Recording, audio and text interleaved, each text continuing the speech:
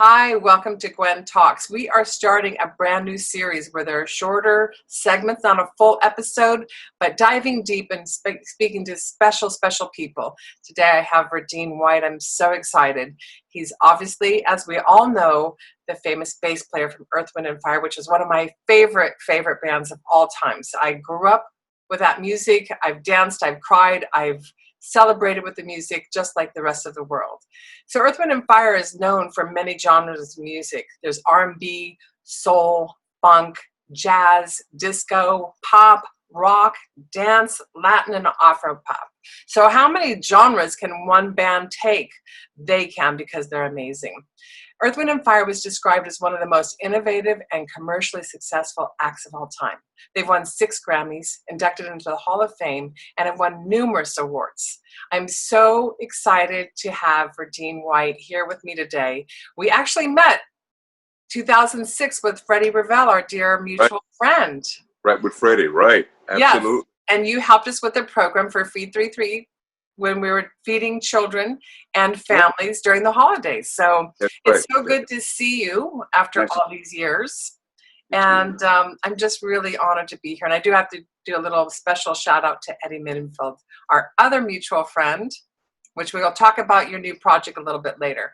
But what I'm going to do, and welcome, I'm so glad you're here.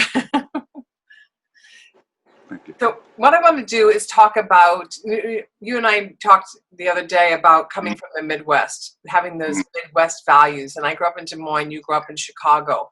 I want to dive deep into what was it like to grow up in a musical family? Your father was a sax player, your brothers were drummers and musicians, and you started bass probably around the age of 15. I want to dive in to say, what was it like to be in a musical family? What were the roots? What were the conversations behind the scenes that ensued to create this masterful international group that you have?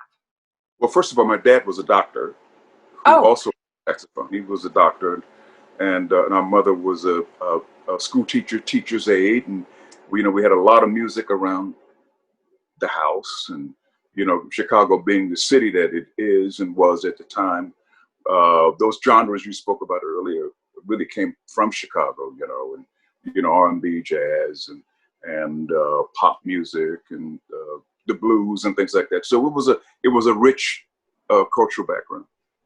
And you were very influenced in jazz music, I remember. Yeah, I sort of, well, actually my brother Maurice really was more, so I kind of caught the tail end of jazz and into R&B and things like that, things like that. But I'm a great appreciator of the genre and things like that, and it is an incredible foundation for a musician.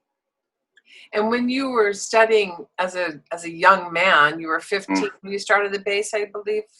Yeah, I have been messing around my whole life, but the bass really captured me as an early teenager, Tell me about that. What was that when you saw that first bass and it triggered you to say, this is the instrument out of all the instruments you could play already? Well, first of all, it was bigger than me because I was a kid. It was bigger, you know what I mean? And I got into it immediately, and Maurice bought me an upright bass from one of his bass player friends, at the time. But on bass guitar, I studied with the late Louis Satterfield, who was my bass guitar teacher, who worked with Maurice. So I was pretty much in good hands with a lot of great people. And then you actually played with the Chicago Symphony Orchestra too. So you had all No, not I played in the All-American High School Orchestra, which is a baby symphony orchestra. The baby symphony orchestra. Yeah, but yeah, baby symphony, But still, that's amazing that you would do the orchestra. And then how did you decide to go into the genres of music that you went into? Well, that was kind of easy to go into because I was taking classical lessons, so that kind of led into that. But then on weekends I'd play nightclubs and and joints, you know what I mean, and and clubs, you know what I mean. So I was getting not like to be in the clubs you were probably underage at the time. Absolutely. So tell us about that. Well, you're in a club, you're the youngest in the band, but you're playing like 5 sets a night. You know what I mean? So it's great training. It's really great training musically. It's not great to be in clubs as a teenager. I wouldn't recommend that, but I was very protected by all the older guys, and I learned a lot of music. at that time. What was it like when you got that call living in Chicago from Maurice to say, come on Well, out to LA? well, Reese had been uh, uh, working with Ramsey Lewis as his drummer in the trio, and he had this idea about uh, putting this band together. That did everything, and I was headed to classical school, 4-year paid scholarship. So he asked me would I come to California? Did I want to come? I said absolutely. You know what I mean? And, No more Windy City snowy winters. well, I didn't even think of it like that. California at the time, now LA is pretty much a normal city, but then it was like going to the moon, and I was a teenager. So it was the beginning of an incredible journey, and I had a chance to become an adult too while I was working on music too. That's amazing. So tell us about their first insteps with the beginning of Earth, Wind, and Fire. Well, it's a long story. But it's just we started at the beginning like everyone else, playing gigs around town and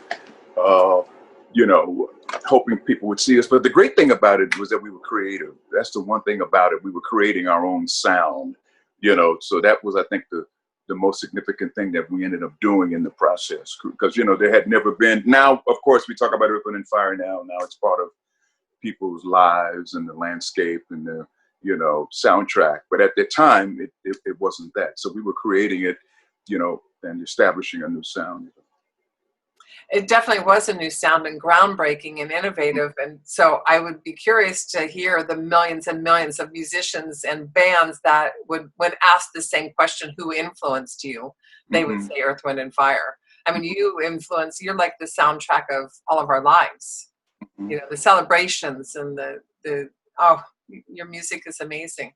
And also what I love about you is that you're a philanthropic side. When did you begin to really be passionate about kids' education in the music world and starting the Verdine White Foundation?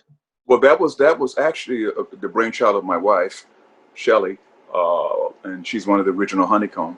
And she had this idea, because we have a building on 4700 in Avalon, to convert it for kids and youth center. And we're actually now in our 15th year, and we're on a 3rd generation of kids.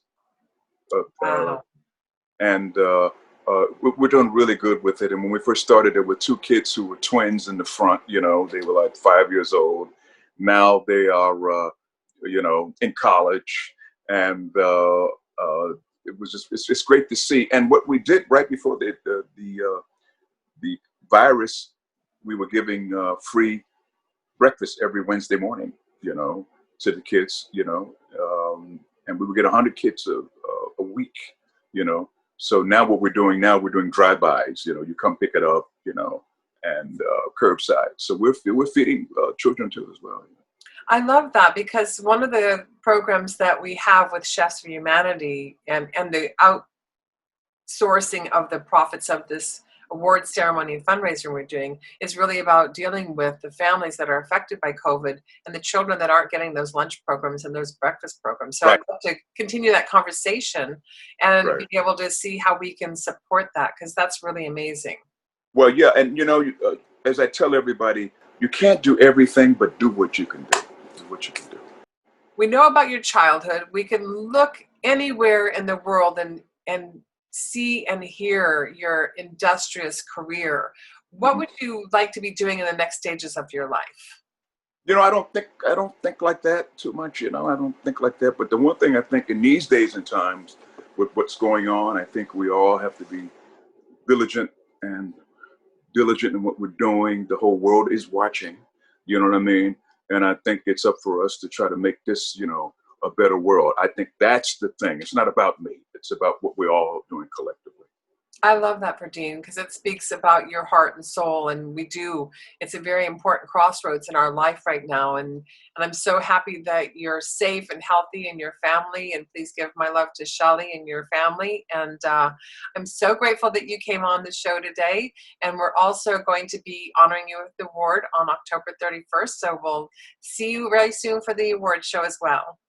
Thank you so much for coming. Thank you. Okay, thanks.